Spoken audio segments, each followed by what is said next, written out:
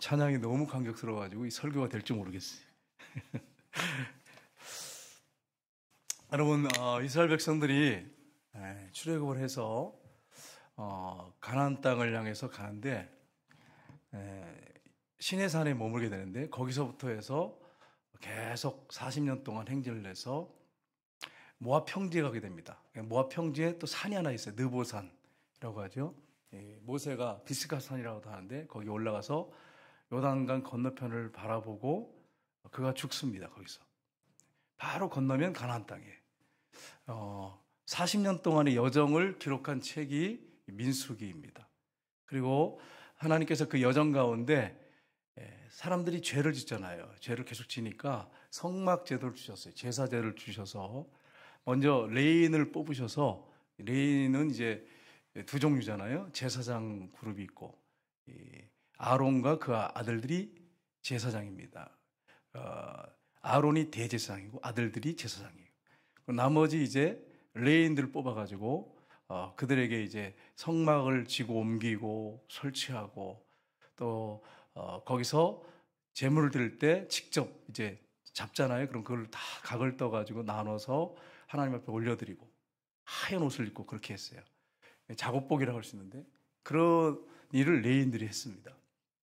그게 이제 전체적인 오늘 이제 우리가 보고 있는 내용들 중에 하나, 새벽마다 우리가 민수기를 보고 있는데, 그 내용 중에 이제 오늘은 어떤 얘기를 하냐면, 이 본문을 들어가기 전에 하나님이 그 진영 가운데 임재하신다고 하는 것을 오늘 본문에 분명하게 말씀하십니다. 그래서 오늘 사진을 먼저 보고 하겠습니다. 우리 이창원 집사님 제에 돌아오실 때 날 부르셔서 위에 늦게 오셨어요.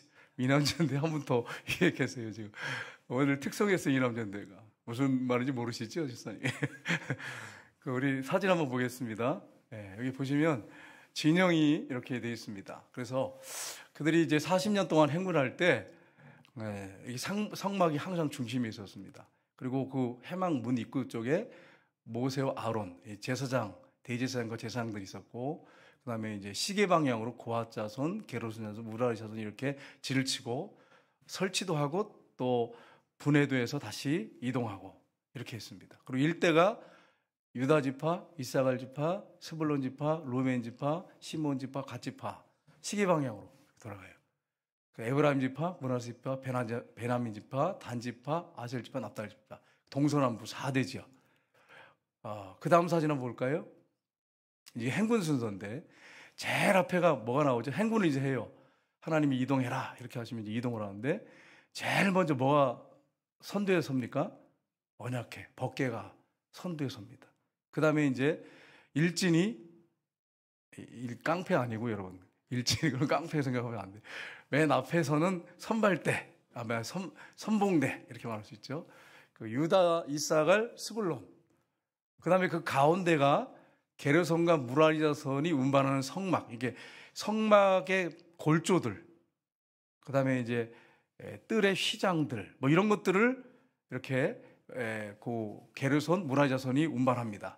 그 다음에 이제 루벤, 시몬, 갓. 이제 여기 그림이니까 그렇지, 한 200만 되는데 한번 생각해 보세요. 장가를 이루죠, 장가를. 그래서 이제 게르손, 무라리 자손이 가서 운반한 성막을 막 설치를 해.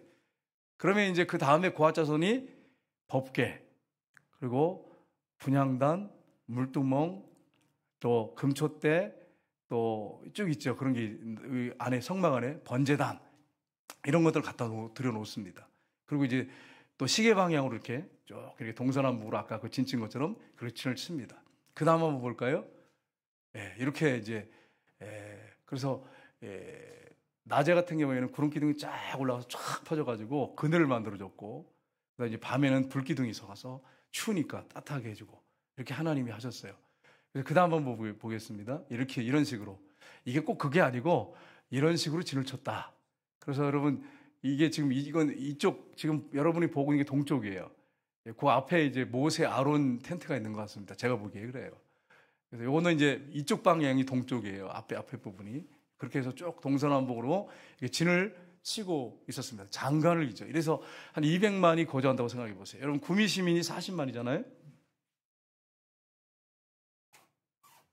근데 한 200만이 그리고 탁 진을 치고 있다고 생각해 보세요. 이분 장관이죠. 그러니까 그냥 우리가 가볍게 이렇게 생각할 그런 40년의 이스라엘 백성들의 이동이 아니에요. 200만이 이렇게 움직이는 게 대단한 거죠. 네. 하나님께서 그런데 그 진중에 계신다고 말씀하세요. 진중에 계시기 때문에 하나님께서 그 진 안에 부정한 자들은 그 진 밖으로 나가라 이렇게 말씀하세요. 회복되면 돌아오라. 그렇다고 해서 버리시는 건 아니에요. 예를 들어서 나병 환자들은 진 밖에 있어. 전염 때문에 나가 있으라 그러거든요. 근데 그들도 버려버린 게 아니고 40년 광야길에 그들도 진 밖에 있었지만 진 밖에 진을 치고 있다가 따라오는 거예요. 뒤에서. 그들도 따라와요. 하나님 그들 버리지 않으셨어요. 그러니까 예를 들어서 너희들은 진영 밖에 나가. 너희들은 우리 이제 가나안 땅에 들어갔는데 행군하는데 너희들은 따라오지 마. 너희들은 여기 있다가 그냥 광야에서 알아 죽어. 이런 게 아니고 그들도 뒤에서 그냥 따라오는 거예요. 뒤에서, 맨 뒤에서. 그 생명을 보존하게 해주고 그들에게도 하나님이 여전히 은혜 베푸시는데 그들 긍휼히 계십니다. 근데 이제 부정한 자들만 그 진에 있지 마라 이렇게 말씀을 하고 있습니다. 이걸 쉽게 말하면 임마누엘이죠. 신약 시대에는 예수님이 하나님이신데 이 땅에 임마누엘 오셔서 이 땅에 임재하셨어요. 그리고 이제는 성령을 통해서 우리 몸에 임재해 계십니다. 우리 성도는 우리 몸은 성전입니다. 임마누엘이 여전히 우리와 함께 하시는 거죠. 그래서 오늘 이 본문 말씀을 통해서 임마누엘의 하나님을 믿는 우리는 어떻게 살아야 할까 하는 것을 우리가 한번 살펴보면 합니다. 첫 번째는 오늘 이제 본문 중심으로 살펴보면 하나님의 임재 장소를 거룩하게 해야 합니다. 그래서 오늘 본문 1절 2절 한번 보겠습니다. 같이 읽겠습니다. 여호와께서 모세에게 말씀하여 이르시되 이스라엘 자손에게 명령하여 모든 나병한 자, 유출증이 있는 자와 죽음으로 부정하게 된 자를 다 진영 밖으로 내보내되. 아멘. 진영 밖에 나가서 죽어라 그런 얘기 아니고 진영 밖에 있으라는 거예요. 하나님 임재 계시니까 부정한 자들은. 그리고 전염 때문에 이런 것도 있습니다. 하나님께서 그냥 하신 말씀이 아니고 전염이 있기 때문에. 이번에 코로나 때 보세요. 코로나 이제 독감 정도로 생각하면 되는데 막 이거 가지고 막 얼마나 힘들겠습니까? 네. 그러니까 전염되면 안 되니까 교회 오지 마세요. 집에 계세요. 막 이렇게 하면서 한 이유가 혹시 전염돼서 연세 드신 분들은 또 소천할 수 있기 때문에 그렇지 않습니까? 그러니까 이제 하나님께서 그걸 염두에 두신 것입니다. 그리고 또 한 가지는 내가 너희들 중에 있다라고 하는 걸 밝히시기 위해서 하나님께서 이렇게 말씀하셨어요. 그래서 오늘 3절에 보면 이렇게 말씀하고 있습니다. 그 이유에 대해서 남녀를 막론하고 다 진영 밖으로 내보내어 그들이 진영을 더럽히지 말게 하라. 내가 그 진영 가운데 거하니라. 내가 함께하기 때문에 그렇다라고 하는 말씀을 하고 계십니다. 이걸 또 다른 말로 하면 이런 것입니다. 하나님께서 우리에게 영적인 의미를 주시는데 죄인들이 하나님 앞에 나오려면 회개하고 가까이 나올 수 있다. 그래야 하나님의 임재 가운데 들어갈 수 있다라고 하는 것을 우리에게 보여주는 말씀입니다. 레위기서 11장 44절 상반절을 보시면 같이 읽겠습니다. 나는 여호와 너희의 하나님이라. 내가 거룩하니 너희도 몸을 구별하여. 여러분과 저는 몸을 구별해서 거룩하게 됩니다. 하나님이 거룩하시기 때문에 우리도 거룩해야 됩니다. 그래서 그 부분에 대해서 레위기에 또 말씀하세요. 45절을 보면 같이 읽겠습니다. 45절 말씀. 나는 너희 하나님이 되려고 너희를 애굽 땅에서 인도하여 낸 여호와라. 내가 거룩하니 너희도 거룩할지니라. 너희는 거룩한 백성이 되어야 된다. 거룩한 삶을 살아야 된다. 하나님이 그들 가운데 그 당시에는 그 진영 가운데 임재해 계셨어요. 충만하게 임재해 계셨어요. 근데 지금은요. 지금은 성령으로 우리 몸 가운데 임재해 계십니다. 이걸 여러분 기억하셔야 돼요. 그래서 고린도전서 6장 19절 20절에 보시면 이렇게 말씀을 하고 있습니다. 고린도전서 같이 읽겠습니다. 너희 몸은 너희가 하나님께로부터 받은 바 너희 가운데 계신 성령의 전유를 알지 못하느냐. 너희는 너희 자신의 것이 아니라 값으로 산 것이 되었으니 그런즉 너희 몸으로 하나님께 영광을 돌리라. 아멘. 하나님이 그 진중에 임재 계셨어요. 구약에 이제 오늘 본문에 이스라엘 백성들한테는. 그런데 지금은 어디에 임재 계십니까? 성령으로 우리 내면에. 그때는 외면에 있었어요. 외면에. 하나님 외적으로 임재 계셨어요. 근데 지금은 여러분과 제 안에 임재 계세요. 그러니까 여러분과 저는 성전이에요. 그러니까 이 몸을 더럽히지 말아야 돼요. 그래서 우리 남성들은 여러분 여성들도 마찬가지고 포함해서 성적인 범죄하지 않도록 조심하셔야 됩니다. 모든 죄는 몸 밖에 있지만 이 성적인 죄는 몸에게 죄를 짓는 거라고 이렇게 분명히 말씀하고 있어요. 그래서 여러분과 제가 하나님 나라 갈 때까지 성결한 삶을 살도록 그렇게 날 했어야 됩니다. 이 몸이 성전이기 때문에. 그리고 말이나 행동이나 이런 거 조심하셔야 돼요. 여러분 성령이 내 안에 계시는데 이 말 가지고 찬양하고 막 영광 돌리다가 뒤에 사람들 모였을 때는 가서 입을 열어가지고 또 막 사람들 비방하고. 그래서 성경의 로마서에 이런 죄를 뭐라고 하냐면 사형받을 죄라고 되어 있어요. 사형당할 죄라고. 그렇게 무서운 죄라고. 남은 뭐 헌담하는 걸 우리는 작게 생각하는데 하나님은 우리 지켜보시잖아요. 그런 죄로 보신대요. 그런 죄로. 얼마나 무섭습니까? 로마서에 그렇게 말씀하세요. 왜냐면 우리 몸이 성전이니까.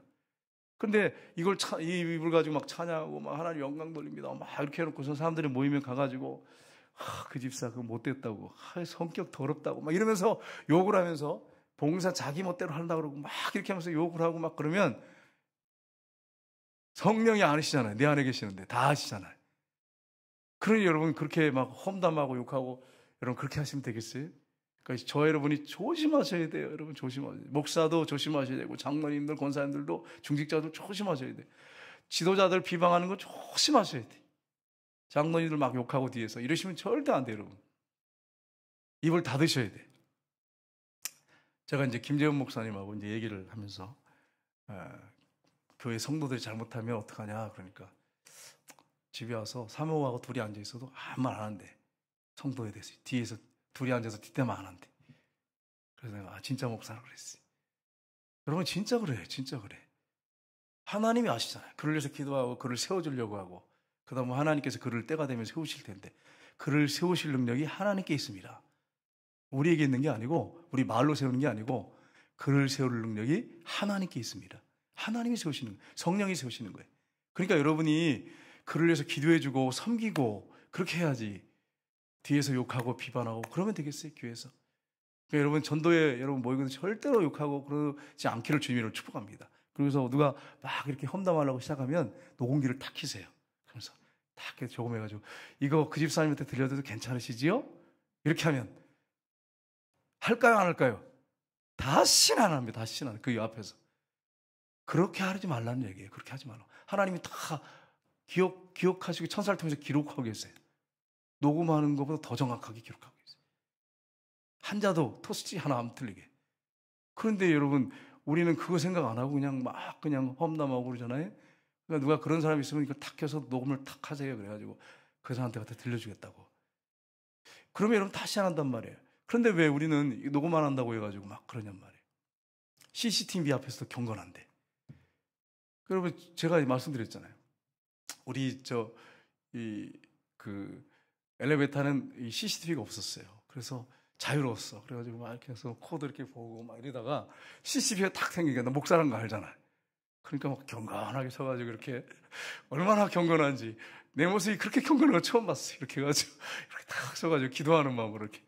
그러니까 여러분 그게 CCTV 앞에서도 경건한데 하나님이 10% 눈뜨고 우리 보고 계시는데 성령이 우리 안에 계시는데 우리가 어떻게 함부로 말을 하고 어떻게 행동하냔 말이에요.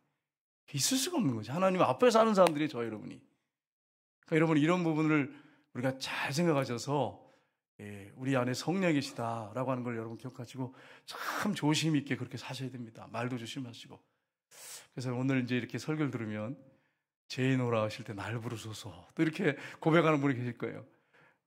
저를 포함해서 여러분과 제가 하나님 앞에 잘못된 게 있다면 회개하고 다시는 그 일을 하지 않으면 돼. 여러분 성경에 보면 주님께서 이런 말씀을 하세요. 두 아들이 있는데 큰아들하고 둘째 아들이 있는데 큰아들한테 작은아들한테 밭에 가서 일해라. 포도에 가서 일하라. 이래라. 그러니까 큰아들이 그렇게 했어요. 둘째 아들은 싫어요 아버지 이렇게 했어요. 지금 내가 나가서 지금 친구들하고 어울려 놀아야 되는데 술 먹고 그냥 즐겨야 되는데 나를 왜 그 밭에서 일하라 그래요? 내가 그렇게 한가한 줄 아세요?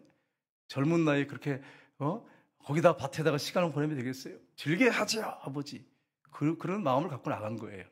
가다가 큰아들은요 그러고서는 안 갔어. 그리고 자기 원하는 데 가서 자기 일을 했어. 근데 작은아들은 가다가 이거 아버지한테 내가 너무 심한 것 같다. 이게 잘못했다 내가. 아버지가 오직 하면 나한테 그런 말을 하겠냐. 그래서 돌아가가지고 가서 일을 했다고 돼 있어요. 자, 그러면 여러분, 큰아들하고 둘째 아들 중에 누가 아버지의 뜻대로 행했습니까? 둘째 아들이잖아요. 그게 회개예요, 그게. 그러니까 여러분, 오늘 이 설교를 듣고 내가 걸리는 게 딱 있으면 둘째 아들처럼 내가 그렇게 살았지만 이제는 다시는 그렇게 안 하는 게 아니습니다. 그리고 돌이켜서 아버지 품으로 가면 그게 회개인 거예요, 그게. 다른 회개가 아니라 그게 바로 회개예요. 그러면 이제 아버지께서 인정하시고 칭찬하시는 것입니다. 그러나 설교 시간에 아멘, 아멘 이렇게 하다가 싹 나가서는 똑같이 행동을 해. 그러면 큰아들이죠, 그러면. 그건 회개한 게 아니야. 그분은 죄인으로 오실 때 날 부르셔서 그런 말 하면 안 돼. 그런 찬양하면 안 돼. 그렇잖아, 그죠? 그렇게 안 살면서, 멋대로 살면서, 교회에서만 경건한 척하고, 밖에 나가서는 엉망으로 살고. 그거 회개한 게 아니잖아요. 첫째 아들이잖아요, 첫째 아들. 여러분, 이 사실을 알고 오늘 이 저녁에 여러분과 제가 찔림이 있거든. 저를 포함해서 정말 주님 앞에 잘못된 거에서 확실히 돌이켜서 바르게 신앙생활 하는 저 여러분 되시기를 주님으로 축복합니다. 그래서 오늘 본문에 성령께서 우리 안에 계시는 전이다 이렇게 말씀했어요. 여러분, 제가 이게 너무너무 감사해요. 자, 여러분, 제가 질문 하나 할게요. 아담이 복받은 사람입니까? 우리가 복받은 사람입니까? 저 눈을 피하지 말고 누구 시킬까 봐 또. 아담이 복받은 사람입니까? 우리가 복받은 사람입니까? 저를 마주치려면 눈을 피해버려서 제가 당황이 돼가지고 안 시키겠습니다. 안 시키겠어요. 여러분, 아담이 복을 받았어요? 우리가 복을 받았어요? 왜?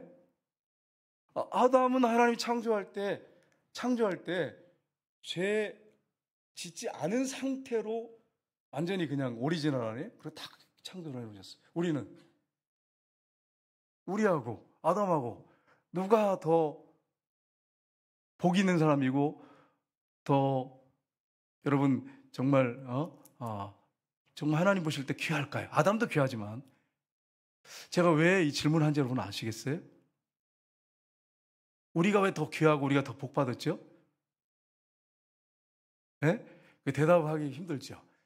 목사님 아십니까? 예전에 잘 몰랐는데 최근에 와서 확실하니까 제가 말씀드리는 거예요. 아담이 범죄하지 않은 상태 오리지널로 탁 창조가 됐는데 타락했습니다. 그리고 에덴 동산에 추방됐어요. 그렇잖아요? 그러고서 이제 하나님이 거기서 이제 복음을 주셨어요. 앞으로 메시아가 와서 십자가에 죽으시고 부활할 텐데 그분을 통해서 인류가 구원받을 거라고 하는 복음을 에덴 동산 안에서 주셨습니다. 그 다음에 이제 역사가 흘러서 이제 우리까지 왔잖아요. 근데 지금은 어떻습니까?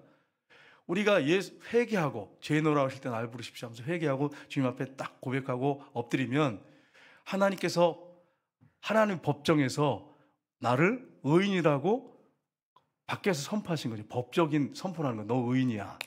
그리고 십자가의 보혈피를 덮으시고 예수님이 율법을 지키신 것들, 율법을 오셔서 다 지켰잖아요. 그걸 우리에게 정갈 다 해주세요. 얼마나 축복입니까? 그리고 거기다가 성령을 우리 마음에 부어주셔서 인을 쳐주세요. 우리 안에 성령을 인을 쳐주세요. 인을 쳐. 그래가지고 성령이 우리 안에 계세요. 그분이 천국 갈 때까지 우리가 동행하시고 함께 하세요. 자, 그러면 아담은요, 하나님께서 외적으로만 동행했어요. 에덴 동산이요. 같이 안에서 동행하신 게 아니라 밖에서 동행하셨어요. 이렇게.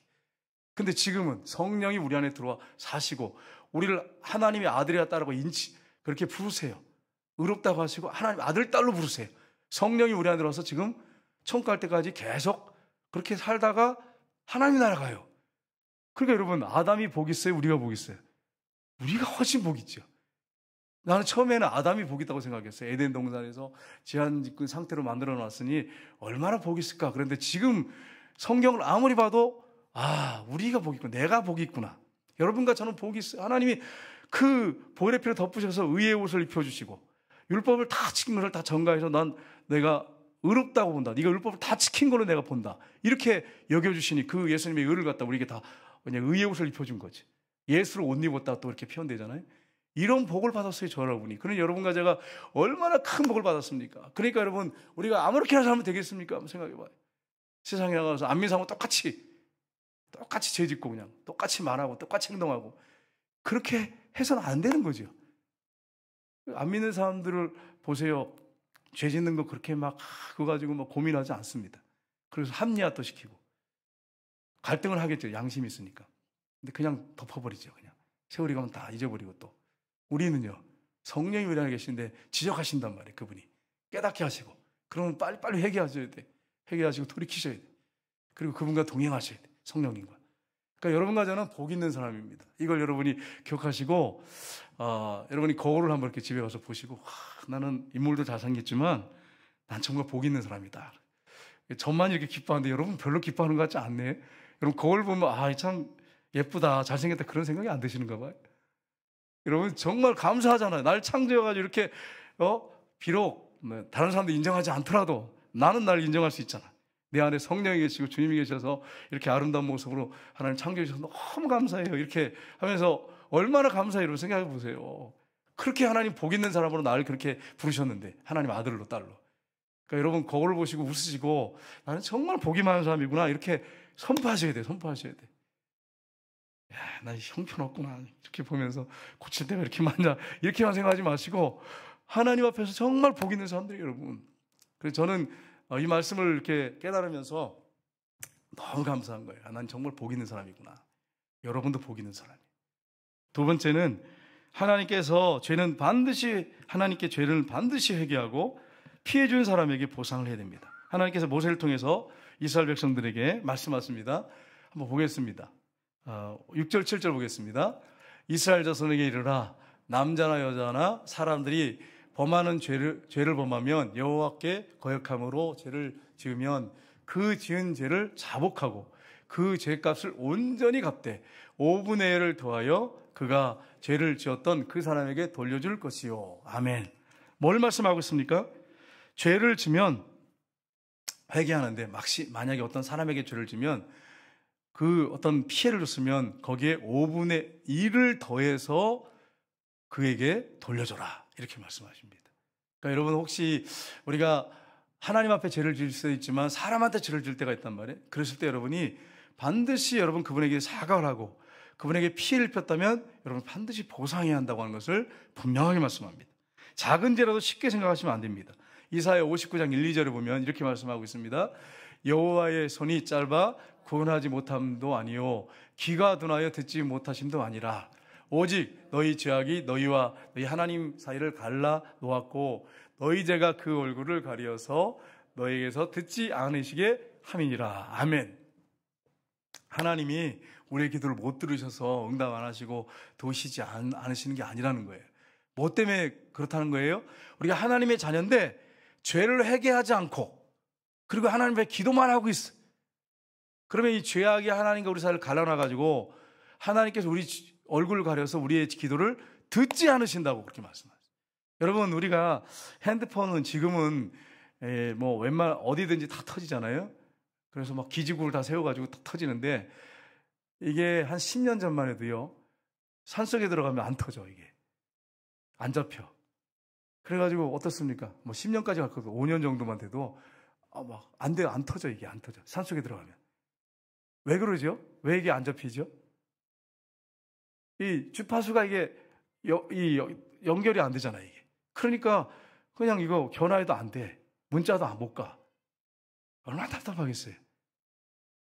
근데 지금은 뭐 웬만한 데는 다 세워가지고 기죽 세우고 해가지고 그냥 다 터지잖아요. 근데 우리가 기도를 해도 죄가 있으면 하나님이 안 들으신대. 그러니까 여러분, 하나님께 전달이 안 돼. 죄가 있으면. 하나님 음성을 못 들어. 또 가슴에 마음에 하시는 음성을 못 들어. 하나님 말씀하시는데도 몰라. 죄 때문에.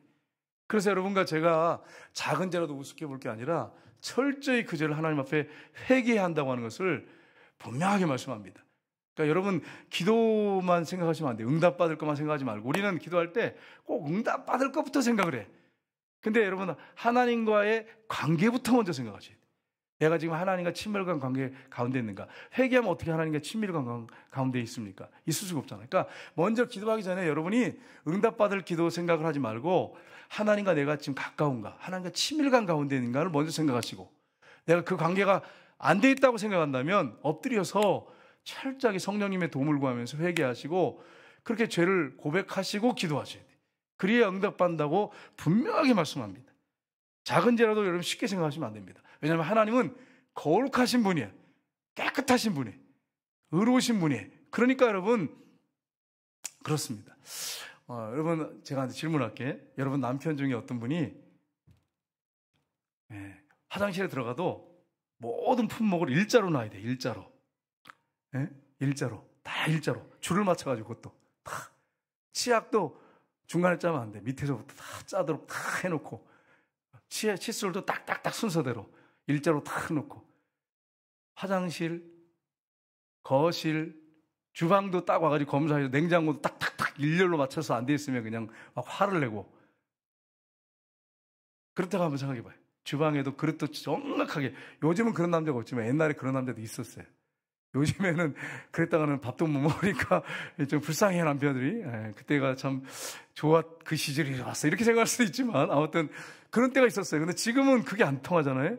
그럼 여러분, 그 아내는 행복할까요? 불행할까요? 정선희 권사님, 이선희 권사님, 김선희 권사님, 죄송합니다. 성을 바꿔가지고. 행복할까요? 불행할까요? 불행하지, 불행해요. 누가 그런 여자를 행복하다고 그러겠어요? 생각해 보세요. 왜요? 모든 일 사소한 것도 하나라도 딱 안 맞으면 그냥 막 화를 내는데, 인간은 자기도 죄인이면서 그렇게 하면 그거 참 주님 앞에 부끄러운 일이잖아요. 꼴불견이잖아요. 하나님 볼 때. 그런데 그렇게 한단 말이야. 그런데 힘들어. 근데 하나님은 그런 분이 아니고 사랑이시고 거룩하신 분이에요. 죄가 하나도 없어. 그분은 정말 선하고 의롭고 정말 모든 게 투명하게 보시는 분이에요. 근데 그분 앞에 우리가 섰어. 근데 작은 죄라고 해서 그까지 가지고 뭐 하나님 이거 가지고 그렇게 뭐 꼬치꼬치만 하시겠다. 그렇게 우리가 생각할 수 있냔 말이에요. 그게 안 통한단 말이에요. 안 통해. 그래서 여러분, 하나님 앞에 우리가 설 때 작은 죄라도 여러분 우습게 보시면 안 되고 철저하게 회개하고 하나님 앞에 기도해야 한다고 하는 것을 여러분 기억하셔야 돼요. 그 남편 연결시키지 말고, 남편이 잘못됐어도, 자기도 잘못됐어도 그렇게 힘들게 하는데 거룩하신 하나님 앞에 섰을 때 어떠냔 말이에요. 그래서 우리가 하나님께 범죄했을 때 바르게 서지 않으면 안 된다고 하는 걸 여러분이 기억하셔야 돼요. 그래서 내 기도 응답 왜 안 해주세요? 그렇게만 할 게 아니고 내가 하나님과의 관계에서 친밀감 가운데 지금 있느냐 없느냐를 살피셔야 됩니다. 하나님은 죄를 안 짓는 사람을 원하시는 게 아니고, 죄를 짓더라도 죄에 돌아오실 때 날 부르십시오 하고 회개하고 주님 앞에 가까이 나가는 사람을 원하시는 거예요. 심령이 가난한 사람을 원하는 거예요. 애통하는 사람을 원하시는 거예요. 그 사람이 주님과 친밀감 가운데 들어가는 거예요. 그런 사람이 기도를 받으신다고 하는 거예요. 그걸 여러분 잊지 마세요. 이사야 1장 18절에 보면 하나님 말씀하셨어요. 같이 읽겠습니다. 여호와께서 말씀하시되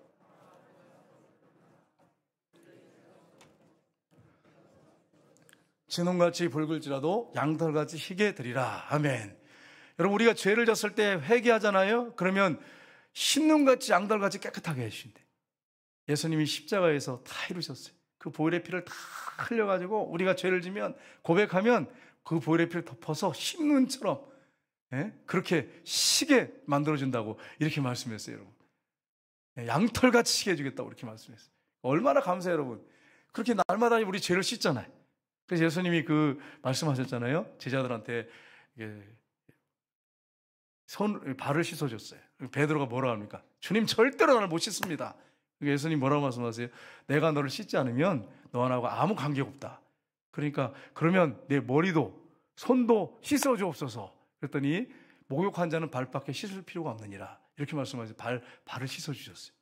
근데 거기서 영적 의미를 부여하시고 하신 것입니다. 여러분, 예수님이 말씀하시거나 행하는 기적들은 그냥 육적으로 한 게 아니고 거기에 반드시 영적 의미를 부여하셔서 하셨어요. 무슨 의미입니까? 중생한 사람은, 거듭난 사람은 날마다 발을 씻는 것처럼 죄를 고백하고 회개해야 된다는 거예요. 그러니까 이미 끝내놓으셨어. 이미 용서해놓고 오라 그러세요. 하나님께서 너 죄 졌구나. 너 그냥 내가 계속 지켜보는데 안 되겠어. 너 그렇게 보시는 게 아니고 이미 죄를 원죄, 과거, 현재, 미래 죄를 다 이미 십자가에서 다 용서를 해놓으시고 죄 진 거 가지고 와라. 이렇게 말씀하시는 거예요. 이 얼마나 큰, 여러분, 감격스러운 일입니까? 그러니까 회개하라고 할 때, 우리 생각할 때, 하나님이 지켜보겠다가 너 그 죄 내 벌할 거야. 막 그렇게 하면서 화를 내면서 기다리시는 그런 게 아니고, 이미 십자가에서 다 끝내놓으시고, 다 용서해 놓으시고, 오라는 거예요. 오라는 거예요. 정말 네가 애통하는 마음, 찢어진 마음, 상한 마음 가지고 오라는 거예요. 여러분, 이게 회개가 얼마나 큰 복입니까? 여러분 생각해 보세요. 그렇게 고백하면 용서해 주고 돌이키기만 하면 두 자들처럼 아까 제가 말씀한 것처럼 깨끗하게 용서해 주신다고 하는데 우리가 회개하면 저도 막 예전에는 어떤 생각을 했냐면 이걸 생각 못하고 회개하라면 또 회개. 특별히 모태신앙은 더 심해요. 모태신앙은 아버지 어머니한테 하도 이렇게 많이 이렇게 잘못하면 맞기 때문에 교회 안 갔다 그러면 그날 뭐 여러분 밥이나 먹겠어요? 얼마나 맞겠어요? 그러니까 늘 경건했어야 돼. 집에서도 그렇고 뭐 여러분 생각해봐. 교회 갈 때도 딱 가서 헌금도 이렇게 집사님이 보는데 이렇게 해야 돼. 이렇게 또 안 냈다 그러면 이거 신고 들어가면 큰일 나니까. 이 조직 세계가 참 무섭습니다, 여러분. 교회가 허술한 것 같지만 그렇지 않아요. 조직 세계야. 그래가지고 제가 이제 어머니한테 가서 문선이가 헌금을 안 한 것 같은데 이러면 이제 취조당하는 거죠. 너 그거 어떻게 했어? 오다가 아이스크림 사 먹었지. 이렇게 하면 이제 걸리면 이제 죽는 거죠. 그러니까 이제 헌금 낼 때도 딱 이렇게 보이게 이렇게 하고. 그래 여러분 모태신앙들은 그렇게 크게 특별하게 무서운 죄를 진 게 없단 말이에요. 그런데 꼭 이제 수련회 가잖아요. 그럼 전사님들이 그냥 캄캄한 불을 꺼놓고 그러고서는 자 회개합시다. 그러면 안모태들은 회개할 거 많아 그냥 얼마나 많게 생각해봐.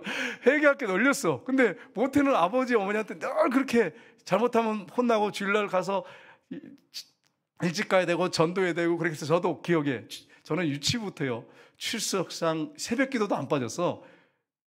아버지가 안 가면 깨우는데 혼나는데 맞는데 그러니까 출석상 너무 받았죠. 전도 또 해오라니까 가서 전도해오죠. 그러니까 제가 이제 연말 딱 되면 그때는 지금하고 좀 다른데 상을 줬어요. 출석상, 전도상, 모범상 다 휩쓸었어. 근데 여러분 그게 정상인 게 아니에요. 여러분 생각해봐요. 그게 정상입니까? 안 믿는 애들이 오면 걔들을 위로하고 아우 잘 나왔구나 상을 줘야지. 잘 나온 애들 상을 주면 어떻게 해? 근데 저는 그렇게 받다 보니까 어릴 때부터 계속 받다 보니까 제가 굉장히 신앙생활 잘한다고 착각을 했어요. 그러고서는 또 수련회 가면은 또 전사님들이 이제 모닥불 앞에서 그냥 이렇게 딱 앉혀놓고서는 자기 죄를 쓰라 그러면 쓸 게 없어. 그냥 이렇게 이거 보세요. 중고등부 때 모태신앙으로 맨날 그렇게 성장했어. 근데 안 모태들은 쓸 게 얼마나 많겠어. 다 친구들하고 가서 산속에서 담배 폈어요. 뭐 이런 것부터 시작해가지고 뭐 엄마 말 안 들 이런 게 뭐 그런 걸 쓰지만 저 같은 경우에는 그렇게 못해. 어떻게 숨길 수가 없잖아. 그러니까 뭐 쓸 게 없는 거야. 쓸 게 없어. 정말로. 나중에 성령이 회개케 하고 깨닫게 하시니까 내가 얼마나 큰 죄인지 알았지만 이게 잘 그렇게 없어요. 모태신앙들은 특히 여러분 아시지만 그렇게 막 쓰라고 하면 쓸 게 없어 막상. 근데 안모태들은 쓸 게 너무 많아. 그러니까 안모태들은 막 한 장 더 주세요 이런데 나는 쓸 게 없으니까 눈치 보고 막 이렇게 해가지고 시간 질질 끌고 이렇게 하면서 나중에는 이게 가리고 덮고 그렇게 해서 십자가에 또 못 박으라 그러면 이렇게 덮어가지고 안 보이게 하고 이렇게 해가지고 십자가에 못 박기도 하고 막 이랬단 말이에요. 여러분 생각해 보세요. 근데 나중에 이제 회개하고 성령이 내가 얼마나 큰 죄인, 존재적인 죄인, 죄고 나고 죄잖아. 내 의를 위해서 교회 다니고 나 자랑하고 내가 뭐 칭찬받으니까 대단한 신앙인 것처럼 교만하고 이런 죄가 막 드러나니까 막 그때는 이제 회개가 막 터지는데 그 전에 이게 성령께서 역사하기 전에는 그걸 모르니까 나는 다른 애들보다 깨끗하다고 생각한 거예요. 착각한 거예요. 착하다고 생각하고 동네 사람들 다 착하다고 하니까. 그러니까 여러분 이런 게 있습니다. 그런데 하나님 앞에 섰을 때 우리가 얼마나 큰 죄인입니까? 존재적인 죄인이에요. 제일 짱아찌잖아요. 정말로. 그러니까 여러분 우리가 성령께서 우리 안에서 그렇게 죄를 지적할 때 정말 우리가 하나 작은 죄라도 그 쉽게 보지 말고 철저하게 회개해야 된다는 거예요. 우리 권사님 한 번은 그런 얘기 하시더라고요. 여러분 남편 지갑에서 돈 꺼내는 거 죄예요? 아니에요? 우리 권사님들, 집사님들. 남편한테 허락도 안 받고 돈을 딱 꺼냈어요? 그거 죄입니까? 아닙니까? 그 주머니가 내 주머니고 내 주머니가 그 주머니 아닌가? 왜 이게 죄죠? 그건 남편 돈이에요. 근데 어떤 주부는 그냥 막 마음대로 지져가지고 맞네? 그러고 빼가지고 딱 집어넣고 그냥 딱 그런 분이 웃는 분들 조심하셔야 돼요. 여기서 다 그런 건 아니고요. 죄송합니다. 여러분을 내가 뭘로 보고 그렇게 하는지 모르겠어요. 여러분 근데 남편 호주머니 막 뒤지고 이래가지고 돈 막 찾고 이래가지고 막 모른 척하고 그러면 말도 못할 것 같고 남편이 그러니까 집어넣고 이게 죄란 말이에요. 죄. 권사님이 그 얘기하시더라고. 내가 그게 죄라고 알고 하나님 앞에 회개하고 절대 저는 그렇게 안 합니다. 저한테 고백하시는 분이 계셨어요. 그러니까 여러분 우리가 이렇게 작은 죄라고 생각하지만 이것도 죄란 말이에요. 하나님 보실 때는. 남편 돈이지 내 돈 아니란 말이에요. 그러니까 여러분 이런 죄들을 회개할 때 흰눈같이 앙들같이 깨끗하게 씻어주세요. 이미 십자가에서 다 끝내놓으셨어요. 그러니까 와서 그냥 겸손하게 가난한 마음으로 엎드리기만 하면 하나님 용서해 주는데 돌이키기만 하면 이런 은혜가 어디 있습니까? 그러니까 회개는 축복이에요. 회개는 축복이야. 애통하는 자는 복이 있나니 저희가 위로를 받을 것이며 그렇게 말씀했잖아요. 하나님이 위로해 주시죠. 회개할 때. 탕자가 돌아왔을 때 그를 끌어안고 위로해 준 것처럼 그렇게 위로해 주시는 것입니다. 사람에게 피해를 줬으면 반드시 배상해야 된다. 5장 8절에 말씀하고 있죠. 5장 8절 같이 읽겠습니다. 만일 죄값을 받을 만한 친척이 없으면 그 죄값을 여호와께 드려 제사장들에게 돌릴 것이니 이는 그를 위하여 속죄할 속죄의 순양과 함께 돌릴 것이니라. 아멘. 반드시 배상하는데 그 사람이 없어요. 그러면 어떻게 해요? 그 친척에게 주래. 친척도 없다. 그러면 그걸 그냥 끝내는 게 아니고 제사장에게 갖다 주라는 거예요. 여러분, 어떤 사람한테 피해를 줬으면 반드시 여러분 그 사람한테 사과하고 피해 핀 거 보상하라, 이런 말씀이에요. 근데 여러분, 밀양 영화 나온 거 아시잖아요? 자기는 하나님께 죄를 용서받다 그러면서 뻔뻔하게 그러니까 전도연이 그냥 화가 나서 나도 용서 안 했는데, 교회 좀 다니다가 나도 용서하는데 누가 용서해? 그래, 하나님 안 믿는 그런 영화 만들어가지고 기독교인을 조롱했잖아요. 그거 완전히 비성경적입니다. 완전히 비성경이에요. 성경에 어디도 그런 말씀이 없어요. 어떤 사람에게 잘못했을 땐 그 사람한테 배상하고 그 사람한테 용서받으라고. 그 성경이 그렇게 되어 있어요, 여러분. 그러니까 어떤 사람한테 잘못해놓고 난 하나님께 용서받았으니까 당신한테 사갈 거 없어, 이런 식으로 나오면 완전히 비성경적이에요. 하나님 기뻐하지 않습니다. 여러분이 성경적으로 신앙생활 하셔야 돼요. 세 번째는 가장 좋은 것을 기쁘게 하나님께 드려야 됩니다. 마지막인데 민수기 5장 9절 10절 보겠습니다. 이스라엘 자손이 거제로 제사장이 가져오는 모든 성물은 그의 것이 될 것이라. 각 사람이 구별한 물건은 그의 것이 되나니 누구든지 제사장에게 주는 것은 그의 것이 되느니라. 아멘. 여기 보시면 뭘 말씀하고 있습니까? 이스라엘 자손이 거제로 제사장에 가져오는 모든 성물은 그의 것이 된다. 제사장의 것이 되는데 각 사람이 구별한 물건은 그의 것이 되나니 누구든지 제사장에게 주는 것은 그의 것이 되느니라. 하나님께서 하나님이 직접 받을 수 없으니까 누굴 통해 받으시냐면 제사장을 통해서 받으신 거예요. 그걸 말씀하고 있어요.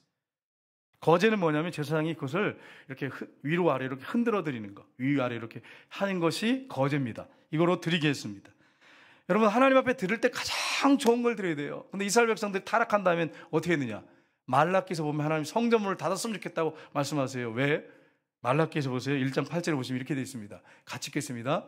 만군의 여호와가 이르노라, 너희가 눈먼 희생 제물을 바치는 것이 어찌 악하지 아니하며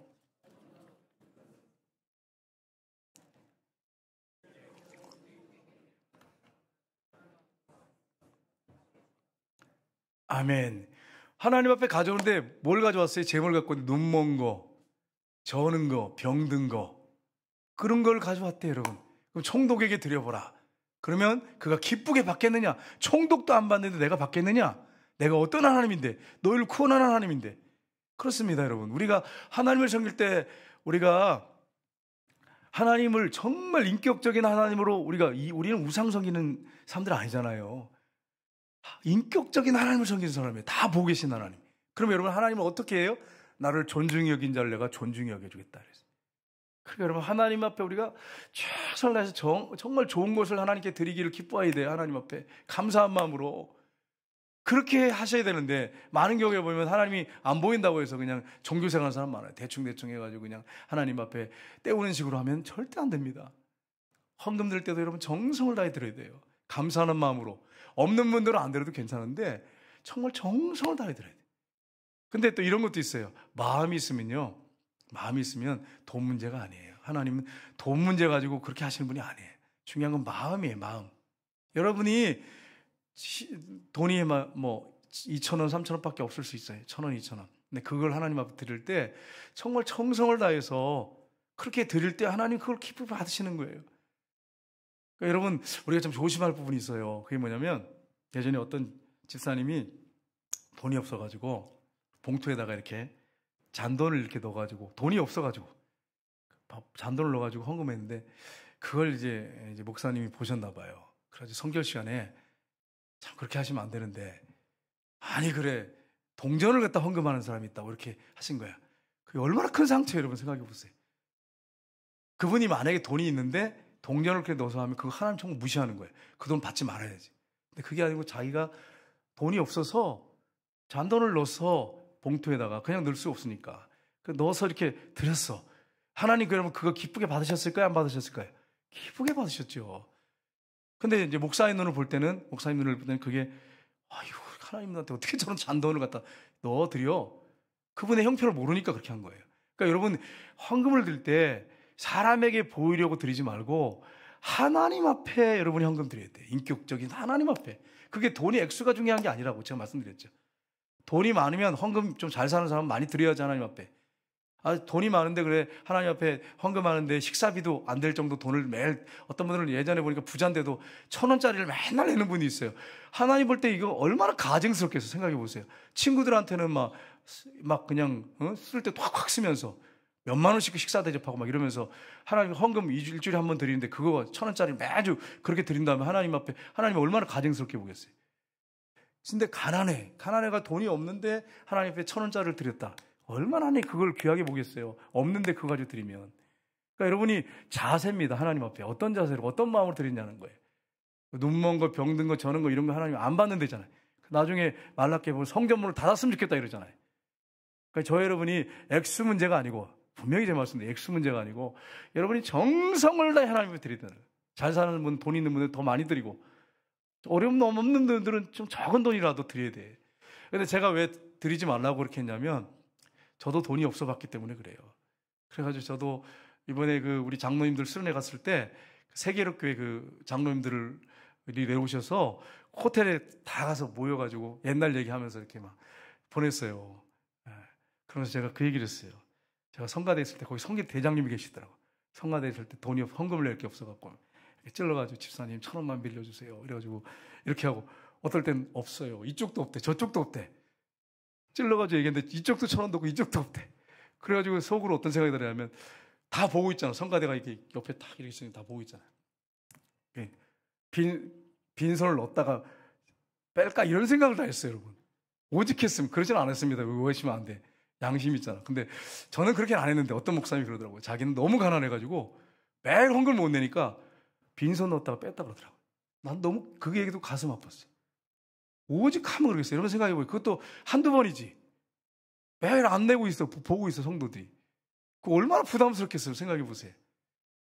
그러니까 저 같은 경우에도 그런 마음이 딱 들더라고요, 진짜. 손을 싹 넣었다 뺄까? 근데 하나님 앞에 하는 거잖아요.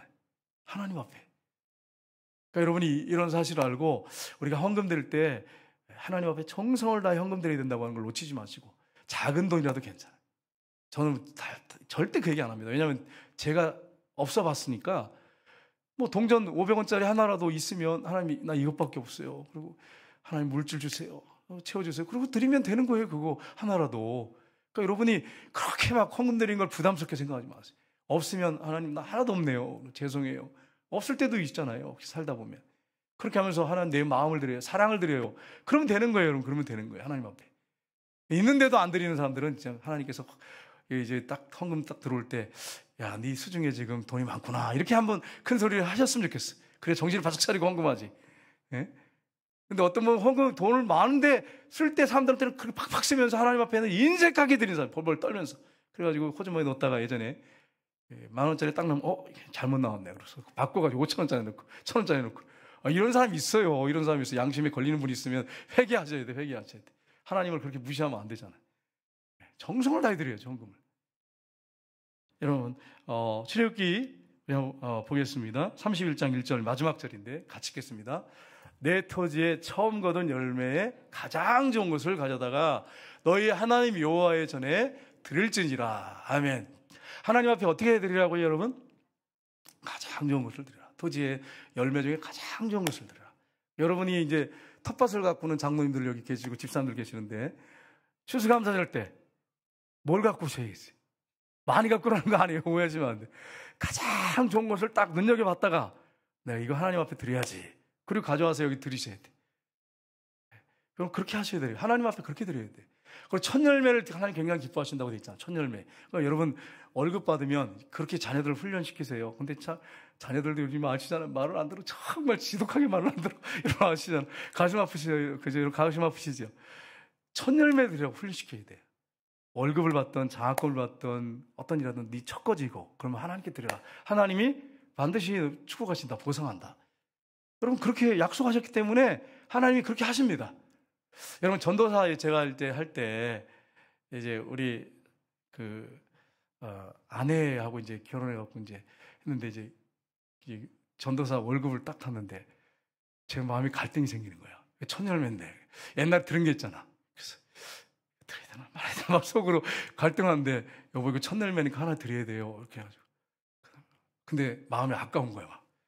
얼마 되지도 않은 거 이거 뭐 얼마 된다고 이거 가지고 그런데 그렇게 드렸어. 또 부목사 다른 데 가서도 그렇게 했고 그런데 하나님께서 갈 때마다 도우시고 역사하신 것을 저는 봤어요. 그러니까 하나님 앞에서 하는 거예요. 우리 삶은 사람한테 보려고 하지 말고 하나님 앞에 했어요. 첫 열매를 들 때 하나님 기뻐하신다고 그랬어요. 그렇게 여러분 자녀들과 손자 손녀를 훈련시키셔야 됩니다. 그래서 하나님을 가장 존귀하게 여기도록. 그러면 여러분 결국 그렇게 하나님을 존귀하게 여기면 여러분 자녀들과 손자 손녀가 복 받는 거예요. 하나님 앞에 영적으로도 복 받고 육적으로도 복 받는 거죠. 근데 그거 훈련 안 하고 그냥 하나님을 막 우습게 여기고 그렇게 신앙생활을 하도록 만들어 놓으면 여러분과 저의 책임이에요. 그럼 여러분 자녀들 손자 손녀들 복 받겠어요, 여러분? 하나님께서 성경에 약속해 놨는데. 그래서 여러분 신실하게 저 여러분이 바로 서서 이제라도 목사님 지금까지 그렇게 못했어요. 이제라도 우리 정신 좀 차려가지고 제대로 하나님 섬기는 저 여러분 되시기를 주님 여러분 축복합니다. 기도하겠습니다.